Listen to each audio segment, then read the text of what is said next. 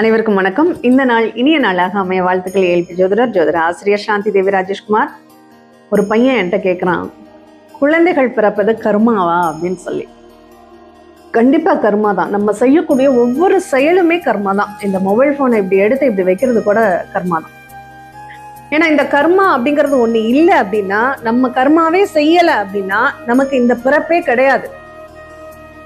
நம்ம செய்த கர்ம வினை பயன்களை அனுபவிக்கணும் அப்படிங்கிறதுக்காக தான் இந்த மனித பிறப்பு அப்படிங்கிறதே நமக்கு கொடுக்கப்பட்டிருக்கு. மனித பிறப்பு மட்டும் இல்லைங்க, ஒரு உயிர் ஜீவராசிகள்ல இருந்து நம்ம 6 அறிவு ஜீவராசிகள் வரையும் பிறக்கக்கூடிய அத்தனை நிகழ்வுகளும் கர்மா தான்.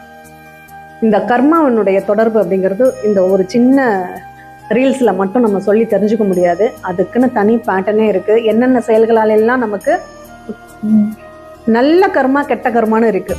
நல்ல செயல்கள் செய்வதும் நல்ல கர்மா தான், கெட்ட செயல்கள் செய்வதும் கர்மா தான். அப்ப எது நமக்கு புண்ணியம் கணக்குல சேரும், எது நமக்கு பாவ கணக்குல சேரும், எதை நம்ம செய்யணும், எதை செய்யக்கூடாது, எது தெரிஞ்சு செய்யக்கூடிய கர்மா, எது தெரியாமல் செய்யக்கூடிய கர்மா அப்படின்னு பிரிச்சு தண்டனைகள் உண்டு. இப்ப ஒன்றும் இல்லை, நடந்துட்டு இருக்கோம், நடந்து போறப்ப கீழே ஏதோ தெரியாம நம்ம கண் பார்வைக்கு தெரியல ஒரு எறும்பு இருக்கு, அதை மிதிச்சிடுறோம், அது செத்து போயிடுது. அது தெரியாமல் செய்த பாவம். வேணும்னே எறும்பு பாட்டுக்கு இறைய தூக்கிட்டு போயிடும். சின்ன குழந்தைங்கள்லாம் பார்த்துருப்பீங்களா, ஒரு எறும்பு இறைய தூக்கிட்டு போகும், குச்சியை வச்சு நோண்டி அதை தட்டி அதை கொல்றதுன்னே ஒரு பேட்டர்ன் வச்சிருப்பாங்க.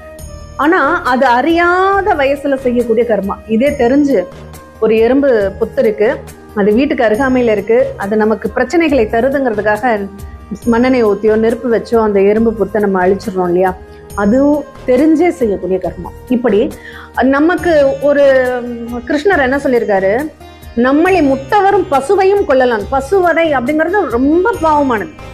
ஆனா நம்மளை ஒரு விலங்கு தாக்க வருதுன்னா அதை கொல்றதுல தப்பு இல்லை அப்படின்னு சொல்லியிருக்காங்க.